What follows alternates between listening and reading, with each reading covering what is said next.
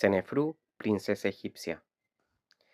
Hacía ya una hora que Sotis trataba de despertar a su ama.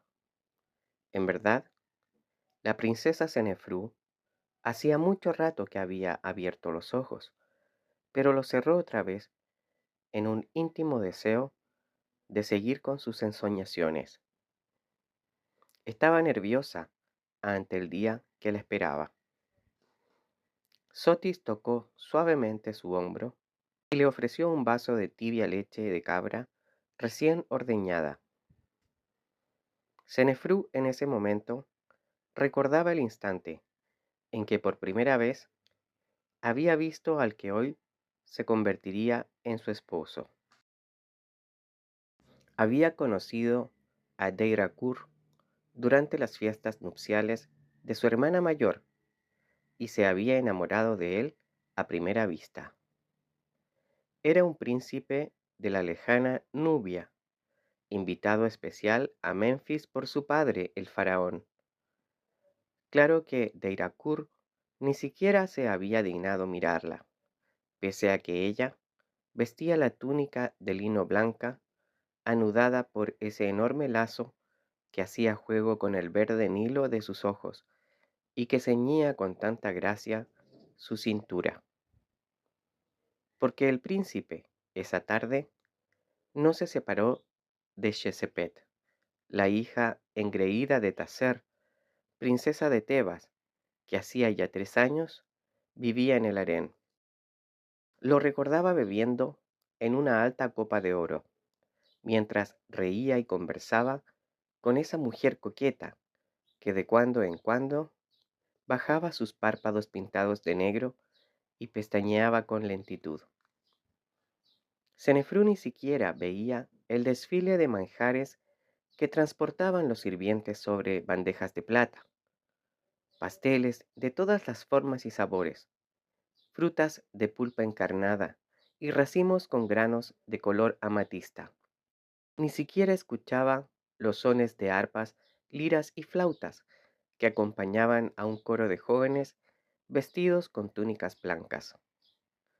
No miraba a las danzarinas, que airosas y flexibles movían sus caderas desnudas al son de la música. Solo tenía ojos y oídos para ese hombre que acababa de ver por primera vez. Ahora con los ojos entreabiertos, vio cómo la figura de Sotis se afanaba vertiendo aceites olorosos en un jarro de obsidiana que tenía forma de un pájaro, pero no hizo caso de ella y siguió recordando.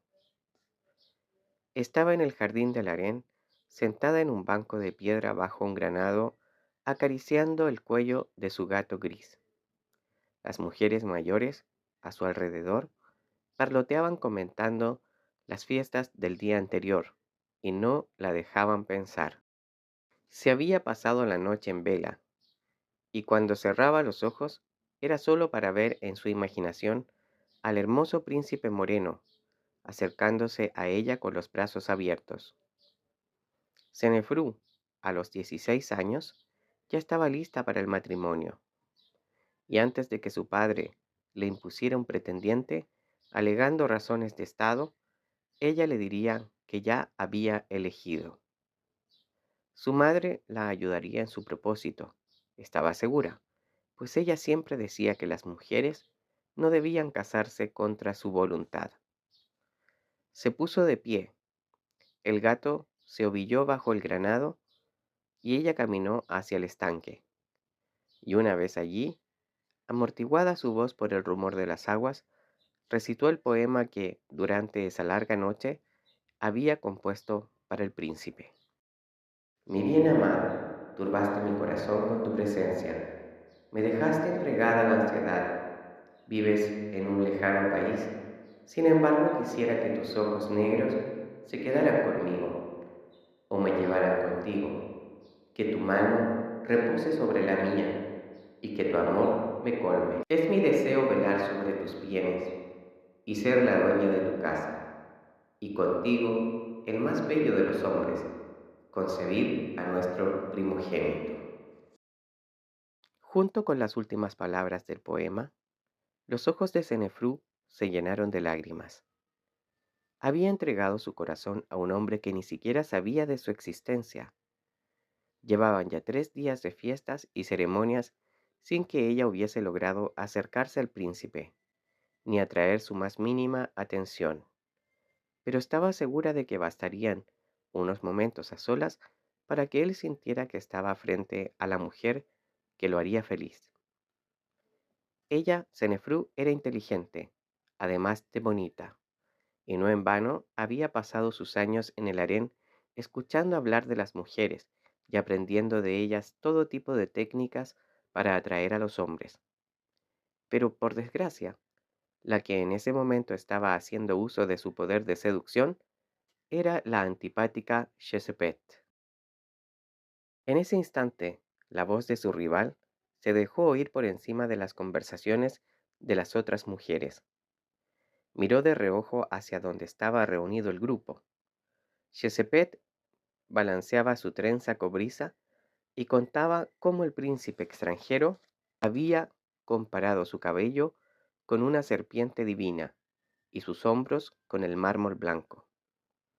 Las habitantes del harén, entre risas, la interrumpían con preguntas que Shesepet respondía con tono satisfecho. Senefru no aguantó más.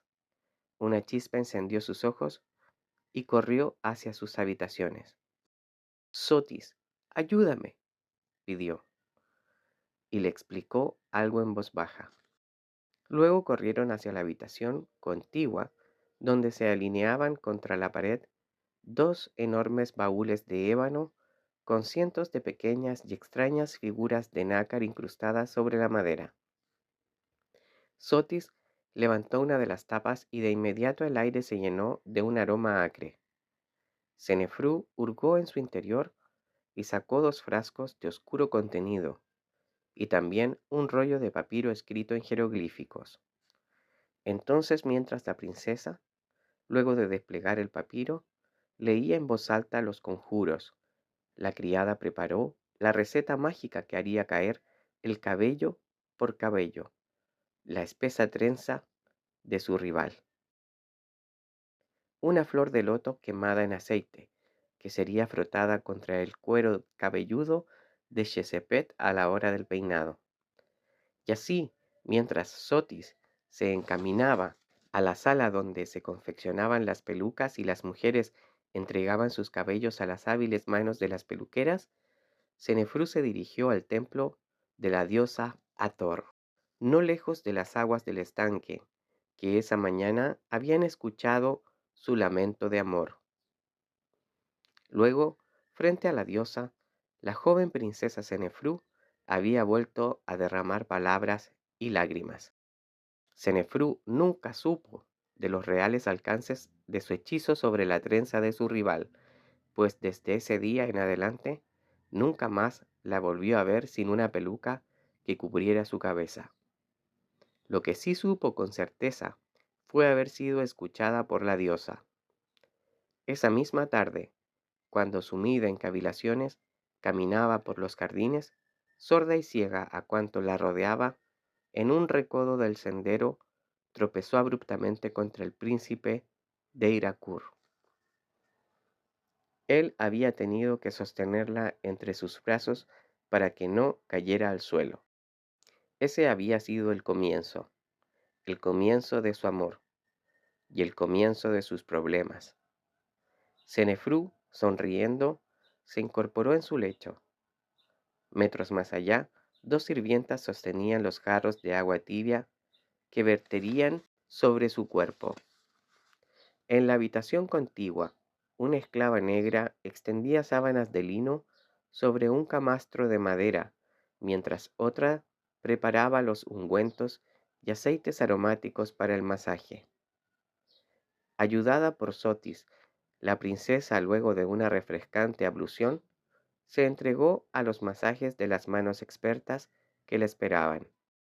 Mientras los músculos de su espalda se distendían bajo los dedos de una mujer negra, sus ojos volvieron a cerrarse y su mente se sumió otra vez en el recuerdo. El príncipe la había sujetado con firmeza, y sus rostros quedaron tan solo a unos centímetros el uno del otro. Ella pudo sentir el cosquilleo de su barba en la mejilla. Entonces él la miró a los ojos, tal como Senefrú lo había imaginado en sus ensoñaciones. Y luego, tras un momento de titubeo, él le dijo: ¿qué clase de pensamientos abstraen de tal modo a una joven tan bella como tú? Senefrú se quedó tan muda como los peces del Nilo.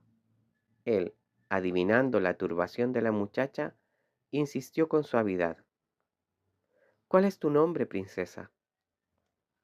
Pero, horror, sus labios eran incapaces de pronunciar una sola palabra. ¿Por qué era todo tan fácil en los sueños? Sin poder dominarse, dos lágrimas empañaron sus ojos, y la imagen del príncipe se nubló como un espejismo de aguas. Entonces, y justo en ese momento, una risa aguda sonó a sus espaldas. El príncipe miró por sobre la cabeza de Senefrú y sonrió para recibir a la recién llegada. Shesepet, la bella Shesepet, saludó extendiendo su mano. ¿Molesto?, preguntó la tebana. La recién llegada lucía una voluminosa peluca negra y lisa.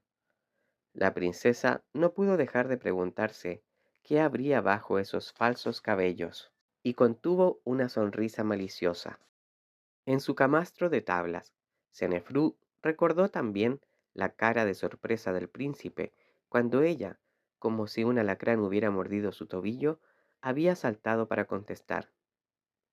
En ese instante nos dirigíamos a dar un paseo por el Nilo. Las literas nos esperaban y la embarcación también. Tendrás que disculparnos, Chesepet. Luego, con una osadía sin límites, agregó: ¿vamos, príncipe? Sin aguardar una respuesta, avanzó por el jardín de las palmeras. Sintió que su corazón era un pájaro volando en su pecho cuando los pasos del joven amado sonaron a sus espaldas. Así es que navegaremos por el Nilo, susurró irónica la voz de Deira Kur a su lado. Así parece, murmuró ella sin atreverse a mirarlo. Siguieron en silencio el resto del camino. La embarcación, de uso permanente para las princesas del harén, tenía las velas desplegadas. Apenas se instalaron sobre los cojines tapizados de telas bordadas, un esclavo etíope se acercó con una bandeja atestada de uvas, manzanas y granadas. Luego, cada uno con una copa de vino dulce en la mano, se abandonó a los ondulantes movimientos de la embarcación. A cada golpe de los dos fuertes remos en la proa, una ola de espuma se levantaba. Sólidas balsas que transportaban bloques de piedras de las canteras se cruzaban con ellos en un lento navegar. Hombres fuertes y morenos, con las cabezas cubiertas para protegerse del sol, rodeaban los enormes peñascos. Algunos iban sentados sobre ellos, con sus desnudas piernas bailando en el aire. Mira, Deirakur, esas piedras son para construir el nuevo templo a Osiris, según lo ordenó mi padre, comentó la princesa. Esa piedra negra que sostienen los hombres servirá seguramente para esculpir al buey Apis. Deirakur la observaba con sus ojos oscuros y sonreía por toda la respuesta. Otras balsas cargadas con vasijas de arcilla o animales, y también frágiles canoas de junco, sostenidas por odres llenos de aire, se atravesaron en su vía. Tuvieron que abrirse paso con diestros movimientos de los remeros y bien ayudados por el látigo que chasqueaba el aire y los gritos de dos negros parados en la proa. Pronto dejaron atrás el hormigueo de botes, canoas, galeras y barcos a vela, y los dos jóvenes pudieron contemplar, uno junto al otro, las espléndidas columnas de granito de los palacios que se recortaban contra la silueta de los montes. Hacia el occidente, las planicies de trigo, gracias al légamo del Nilo, crecían con fuerza bajo la luz del sol. Los segadores de cuerpo desnudo doblaban sus espaldas para asestar un corte certero a la base de las espigas. Un poco más allá, bueyes de largos y separados cuernos arrastraban con parsimonia sus cargas de madera y trigo. La mano de Deirakur se había posado con delicadeza sobre el hombro de Senefrú. A su contacto, las mejillas de la princesa se encendieron bajo la ligera capa de colorete. Para disimular, bebió un sorbo de vino, que solo aumentó su rubor. El paseo había durado 2 horas. Cuando regresaron al palacio, los ojos del príncipe tenían una nueva expresión, y la sonrisa de Senefrú brillaba más que su gargantilla de plata y oro. Esa noche, la diosa Hathor recibió una plegaria de agradecimiento. Sin embargo, para Senefrú la batalla no estaba aún ganada. Shesepet no se dejaba vencer tan fácilmente. La princesa volvió al presente. El masaje había terminado. Sotis deslizó por los hombros de su ama una delgada túnica de seda color marfil. Sotis, sabes que esta no me favorece. Tráeme la verde jade con pequeños pliegues y mis adornos de oro. Princesa, ¿ya olvidaste el protocolo? Que la felicidad y la coquetería no nublen tu mente. Senefrú suspiró. ¿Por qué había que vestir de un modo especial para visitar las tumbas de los antepasados? Ella habría querido demostrar su alegría esa mañana con los colores más vibrantes y fuertes de la naturaleza, pero tuvo que aceptar que su sirvienta tenía razón. Se habría imaginado Deirakür el día que navegaron juntos por el Nilo, contemplando a la distancia las enormes habitaciones mortuorias de sus antepasados, que tan solo unos meses después tendrían que ir a la mansión de su abuelo muerto, a rogar por sus bendiciones para poder concebir un hijo. Senefrú ya estaba vestida, solo faltaba el maquillaje y el peinado para estar lista. Caminando con lentitud atravesó un pequeño vestíbulo en cuyas paredes, tapizadas con papiros azulosos, volaban patos salvajes por sobre los arbustos floridos. El suelo pintado de azul imitaba un lago con flores de lotos abiertas entre las que flotaban peces de colores nacarados. Cenefrú se detuvo unos instantes contemplando las aguas dibujadas a sus pies y siguió recordando. Aquella tarde, luego del encuentro con Deirakür, había corrido hacia las habitaciones de su madre. Pequeña, no creas que todo será fácil. Le había dicho ésta, después de escuchar con gran paciencia el largo y atropellado monólogo de su hija. Me temo que Taser, la madre de Shesepet, ya se había hecho planes respecto al matrimonio de su hija con Derakur. Madre, por favor, hablaré con tu padre, pero no te prometo nada. Madre, tú tienes más poder que Taser. Tú mandas aquí en el harén. Sí, pero las cosas no son tan sencillas, Senefru. Taser es una mujer peligrosa y de grandes ambiciones. Tendrás que cuidarte mucho, hija mía. Si Derakur se muestra interesado en ti, Niofret frunció el ceño y su rostro se ensombreció. Cenefrú admiraba a su madre. Era tan bella e inteligente. Con razón su padre la había elegido como la gran esposa real. ¿Con qué serenidad se imponía entre las demás mujeres del harén? ¿Con qué dulzura acariciaba a los pequeños deformes o atrasados mentales que deambulaban por el lugar? Siempre exigía a los demás niños que los incorporasen a sus juegos. Con qué autoridad y conocimiento examinaba los tapices de las tejedoras o los esmaltes que recubrían las vasijas de los orfebres. Su madre era la mujer perfecta, o al menos Senefrú lo pensaba así, y siempre tendría que agradecerle el cuidado que había puesto en su educación, mientras otras princesas solo se dedicaban a realzar sus bellezas, a cantar o a tañir con desgano los laúdes y a distinguir con certeza la calidad de las piedras preciosas. Ella, bajo el ojo vigilante de Niofret, estudiaba con los maestros de la escuela del harén. Así aprendió a restar y sumar en su ábaco de colores. Se inició en las complejidades de la escritura jeroglífica y luego aprendió los signos de la escritura hierática. Y cuando las dificultades de sus tareas en los papiros la desanimaban, Senefru, siguiendo el consejo de su madre, se encomendaba a Sechat, la diosa de los escribas. Y siempre luego de un momento de soledad y oración frente a la imagen coronada de plumas, su fuerza y voluntad de seguir adelante se renovaban. La princesa a los 16 años era una de las jovencitas más cultas del harén. Estaba preparada para dirigir y administrar el hogar de Deirakur con la misma sabiduría y don de mando que tenía Neofret. Sotis corrió los cortinajes que comunicaban el vestíbulo azul con la sala de peinados. Senefru se dirigió al tocador de los cosméticos y sentándose frente a él, contempló su rostro recién lavado en un espejo de plata con mango de obsidiana que sacó de su estuche de seda. Sotis untó un platito de ébano con una pasta negra que eligió entre los varios frascos de alabastro. Esparció entonces el cosmético sobre los párpados de la princesa. Luego recogió los cabellos negros de la joven en un apretado moño e hizo un gesto a las mujeres que esperaban con distintas pelucas entre sus manos. Senefru se decidió por un peinado de 40 bucles envuelto por cintas de oro.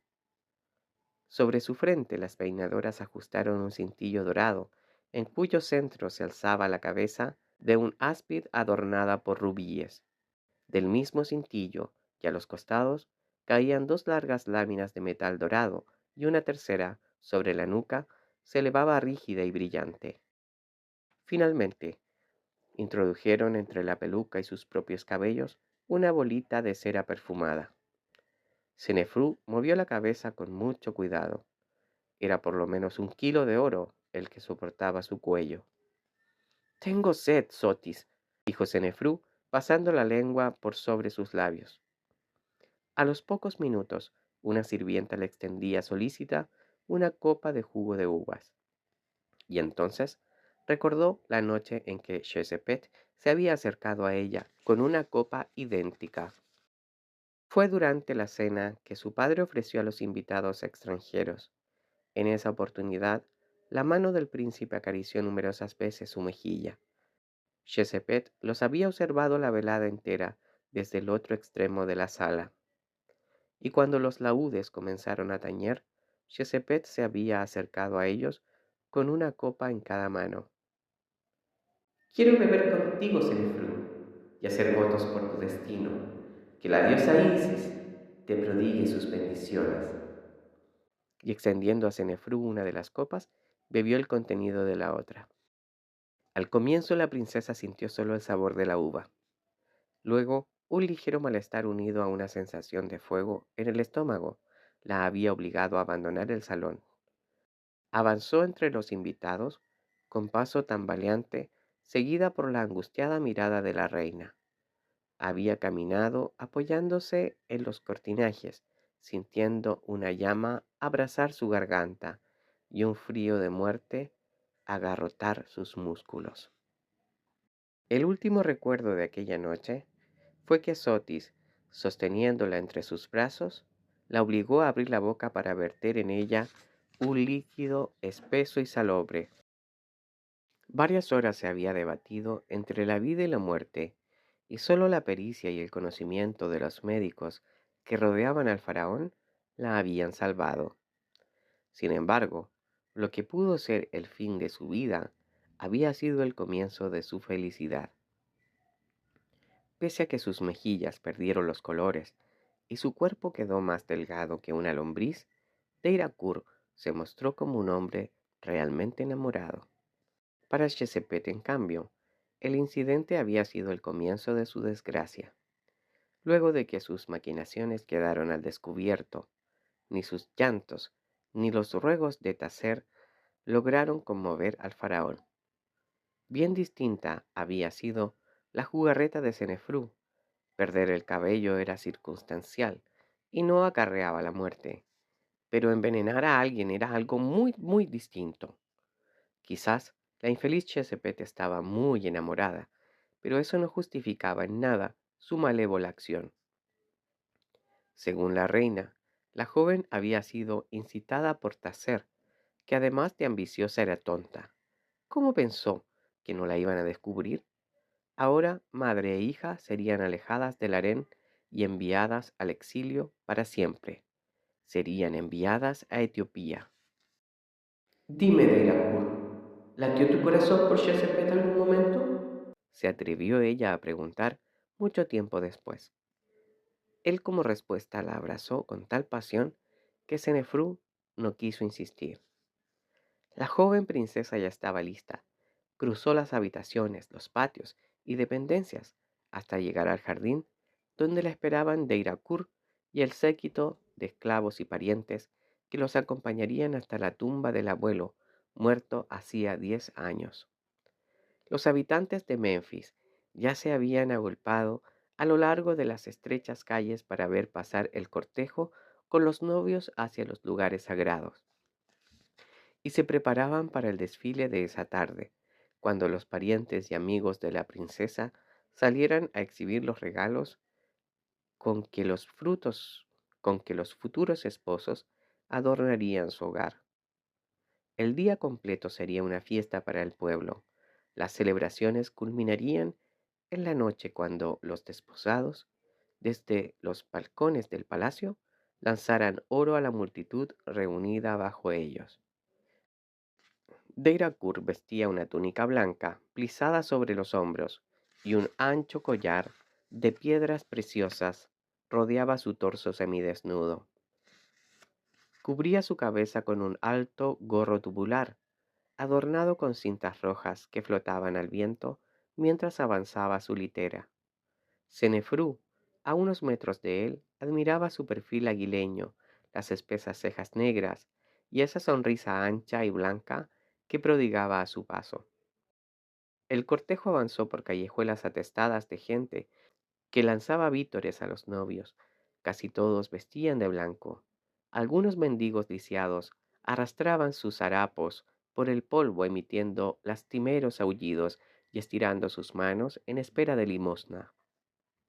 Los esclavos los apartaban con dureza, aunque de vez en cuando desde lo alto de las literas volaban reflejos dorados y las manos ávidas de los pobres apresaban las joyas de las que se habían desprendido algunos pródigos participantes del cortejo. Cenefrú, rebosante de alegría y en un acto espontáneo, sacó de su muñeca un brazalete ricamente cincelado y lo lanzó hacia una mujer que protegía a un recién nacido entre sus brazos. Que los dioses de tus antepasados te colmen de bendiciones y que tu vientre sea más fecundo que los palonales asoleados, princesa. Gritó la mujer levantando a su hijo ante el paso del cortejo. Cenefrú recibió el augurio con una sonrisa. Desde la litera vecina de Irakur la miró y sus ojos le enviaron un mensaje de amor. Media hora más tarde, Cenefrú y Deirakur se postraban ante el gran sarcófago de Amenpoth. De espaldas con los brazos cruzados sobre el pecho y recubierto de oro, reposaba el faraón muerto hacía 10 años. La princesa recordó la conmoción que se produjo en el palacio, el día en que ese imponente anciano se desplomó sobre las losas de la terraza. Nunca podría olvidar los gritos de las mujeres que se daban golpes a la cabeza y desgarraban sus vestiduras, los estériles afanes de los médicos y los complicados rituales de los magos al tratar de reanimarlo. Contemplando el solemne y rígido cuerpo embalsamado de su abuelo, volvió a su mente el rostro de la sacerdotisa que la cogió entre sus brazos cuando ella, asustada por el lamento de las siervas, corrió a cobijarse en el silencio del templo de Ator. Desde entonces, ese lugar sagrado se había convertido para ella en un refugio, y la diosa en su confidente. La princesa abandonó sus recuerdos y de rodillas ante la momia, tocó con la frente el suelo. Luego todos escucharon su plegaria. Oh Padre de mi Padre, que ya contemplas la belleza de Isis y compartes con Ra el resplandor de tu morada, ruega por mí a todos nuestros antepasados, para que ellos hagan germinar mi vientre y que la sangre de tu sangre divina vuelva a hacerse carne en mi carne. El regreso de los novios al palacio fue aún más vitoreado. Ya era mediodía. Las calles estaban atestadas de mercaderes que voceaban sus productos y de animales que a cada instante se cruzaban frente al cortejo interrumpiendo su paso. Lentos bueyes arrastraban carretas cargadas con tinajas que dejaban escapar el aroma dulzón y penetrante de sus vinos. De pronto, cuando la caravana se hallaba detenida por culpa de un buey viejo que se había echado al suelo, una mujer cubierta por una tosca túnica que escondía su cabeza y parte de su cara, se abrió paso hasta llegar a los pies de la litera de Cenefrú. Su brazo en alto extendía una canasta cerrada. Princesa, acepta este humilde obsequio de una tebana que hace votos de felicidad. Y antes de que Cenefrú pudiese responder, la dejó caer sobre los cojines de la litera y con rapidez de serpiente se deslizó entre el gentío. La princesa se inclinó curiosa y alzó con cuidado la tapa del canasto. Entonces dio un grito y los que estaban cerca vieron cómo el rostro de la princesa se contraía de dolor y su cuerpo se doblaba hacia adelante. Cenefrú yacía de espaldas en su lecho. Sus mejillas estaban muy pálidas y respiraba con dificultad. De pie junto a ella, la reina Neofret, un desencajado de Iracur y la fiel Sotis, que lloraba en silencio, contemplaban con angustia el rostro de la princesa. Esta vez no habrá piedad para Shesepet. El faraón ya ha enviado a sus soldados por ella. Murmuró Neofret al oído del príncipe. Deirakur la miró sorprendido. Sí, los guardias pudieron interceptar a la mujer que arrojó la cesta con la víbora. La infeliz confesó, bajo el chasquido de los látigos, que Shesepet y su madre, antes de partir al exilio, le habían entregado 10 bolsas de oro y las instrucciones precisas. Infelices, como si la maldad de sus espíritus pudiese despertar mi amor. Susurró el príncipe, observando ese querido brazo hinchado bajo las vendas. Sotis se alejó del lecho y se detuvo frente al cofre de ébano sobre el que contrastaba la blanca túnica bordada en oro y perlas que esa tarde ya no usaría más su ama. Ella, que por dedicar su vida a los hijos de Neofret ni siquiera había escuchado el llamado del amor. Lo vivía ahora a través de su joven princesa. Pobre Cenefrú, tan llena de ilusiones que estaba. ¿Volverían algún día a colorearse sus mejillas? ¿O ya se iniciaba su viaje a la eternidad? Las lágrimas corrieron por su rostro surcado de arrugas. Con voz temblorosa musitó. Oh Ator, tú que reinas en lo sublime y en lo infinito, tú que proteges a las mujeres en edad de procrear, tú, la madre de la tierra, tú que das poder a las mujeres igual que a los hombres, vuelve tus ojos a esta alma pura y enamorada y detén su viaje a la morada de lo eterno, para que su sangre, por la que corre la herencia divina, pueda fructificar en 1000 generaciones. La oración de Sotis terminó en un murmullo. En ese momento entraban a la habitación tres hombres barbudos a quienes seguía un esclavo que portaba una bandeja con frascos, vendas y afilados estiletes. El príncipe y la reina retrocedieron para dejarles lugar junto al lecho. Con un ademán, uno de los hombres llamó a Sotis, que se acercó presurosa.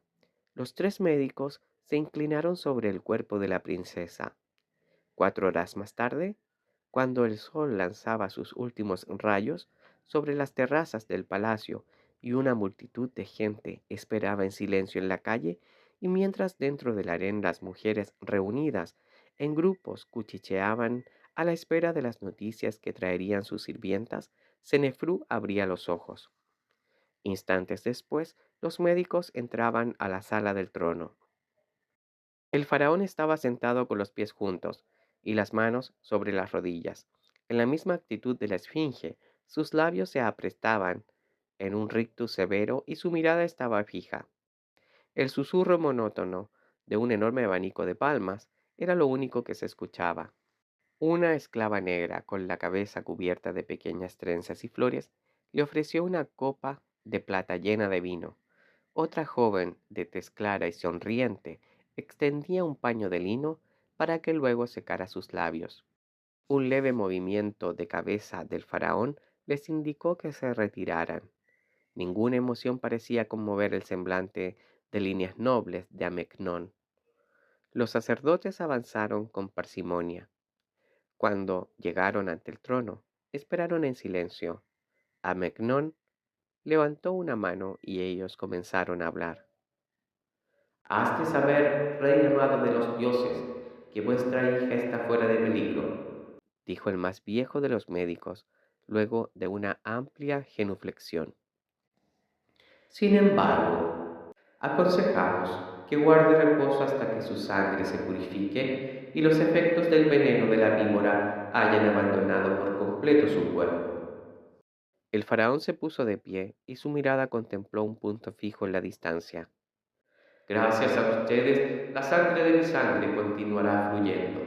Han demostrado su eficiencia y largos conocimientos, por lo que serán muy bien recompensados. Luego de estas palabras, el faraón atravesó la estancia con paso lento, seguido por 3 guardias ricamente ataviados. Cruzó los patios y jardines del harén. A su paso las mujeres se inclinaban con las rodillas en tierra. Finalmente llegó al pabellón donde estaba su hija. La reina salió a su encuentro, con el rostro radiante, y lo escoltó hacia el lecho donde Cenefrú, pálida pero sonriente, se apoyaba sobre unos almohadones rellenos con plumas de tórtolas. Amecnón, despojándose de toda ceremonia, se inclinó sobre su hija y la besó en la frente. «Eres mi hija predilecta», susurró en su oído, «porque eres la hija de mi esposa predilecta». E incorporándose, dijo a viva voz: Las bodas de mi hija con el príncipe de Irapur se postergarán 15 días y 15 noches. Es mi deseo que Senefrú se recupere bien antes de las ceremonias, y también es mi deseo que borre por completo de su alma la sombra de la maldad que llegó a envolverla. Para esto celebraré en mi palacio los esponsales más fastuosos que haya conocido esta ciudad. De ellos se hablará aún después de que mi espíritu haya partido al encuentro de Ra. En cuanto a las culpables, correrán la suerte que les corresponde. El puño de Akenatón se cerró con fuerza y las venas de sus sienes se dilataron. Cenefrú se incorporó en el lecho y cogió con suavidad la mano de su padre. Sus ojos verdes resaltaban en la palidez de su rostro, y su mirada dejaba adivinar la fuerza de su voluntad. Padre mío, yo ya estoy en paz. Agradezco a los dioses y a ti, Hijo de dioses, todas las bondades que han tenido para conmigo.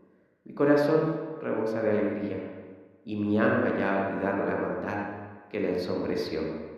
Y es por esto que con toda humildad mis labios te piden un enorme favor. Habla, hija, lo que tú pidas será concedido. Padre, deseo que perdones la vida de las que quisieron arrebatármela. Que tu mano castigue con justicia, pero sin crueldad.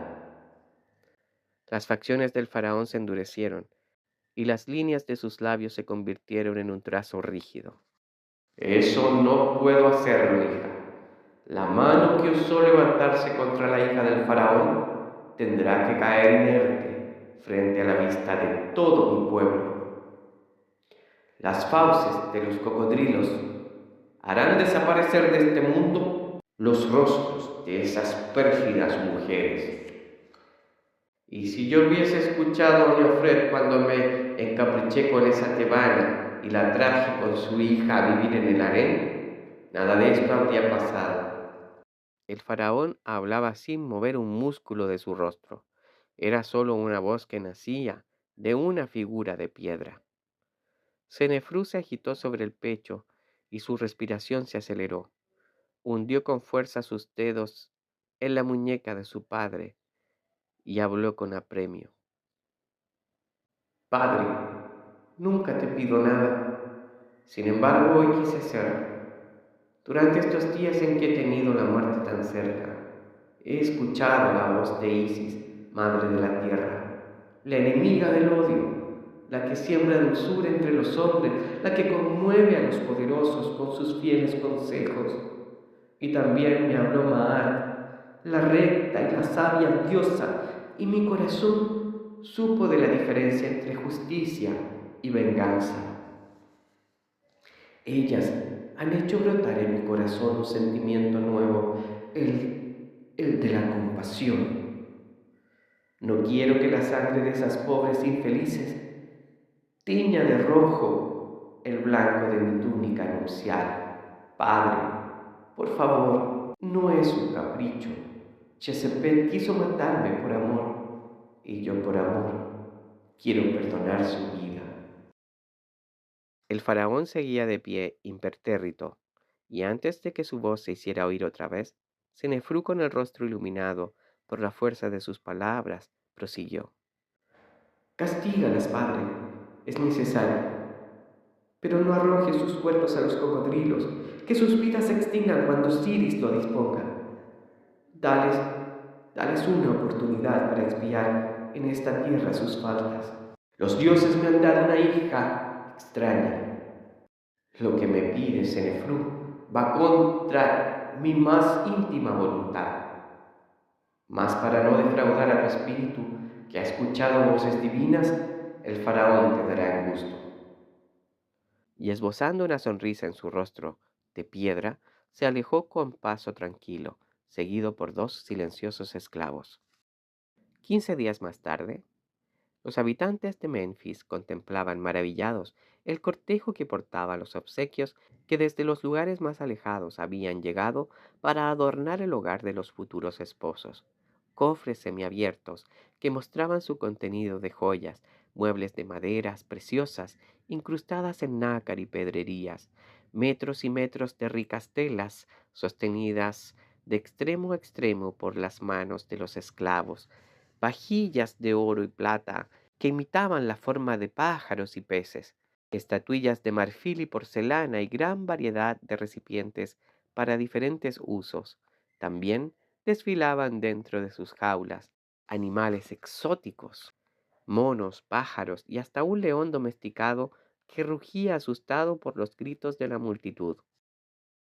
Al anochecer, Cenefru y Deiracur, luego de los festejos en que 1000 esclavos habían servido 1000 manjares distintos a más de 1000 comensales, se asomaron a los balcones del palacio para lanzar a la muchedumbre allí reunida joyas y utensilios de oro y plata.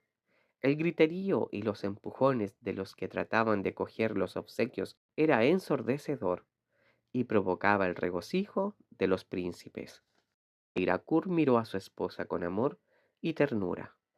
Era un hombre capaz de apreciar no solo la belleza exterior, sino que la finura del espíritu de una persona. Por eso, en el corto tiempo en que la había conocido, su amor por ella había crecido a la par que su admiración. Mientras la multitud los vitoreaba, el príncipe susurró. Eres única, mi bien amada, la mujer más bella del mundo. Bello es tu corazón y bellos tus ojos que brillan como las estrellas en año nuevo. Tus labios jamás emiten palabras superfluas. Dichoso el que caminará a tu lado, contemplando tu largo cuello de cisne y tu figura que al caminar se quiebra como reflejo en el río. Te amaré hasta el día en que juntos caminemos hacia la morada de los dioses. La princesa sonrió, era feliz, y lo sería por muchos años más. Y pasado el tiempo, Los hijos de sus hijos contarían la historia de Senefrú, la bella, la sabia, la bondadosa princesa, cuya generosidad logró conmover el corazón de un faraón y transformar el corazón de una mujer. Se dice que Chesepet, arrepentida, llevó su castigo en el exilio en forma ejemplar y dedicó el resto de su vida a expiar su pecado y a servir con humildad en el templo de Isis. En cuanto a Taser, se cuenta que murió al poco tiempo, víctima de la misma arma que un día usó. Una serpiente clavó su veneno en uno de sus brazos. Su corazón cargado de rabia partió sin demoras a enfrentar el juicio de los dioses.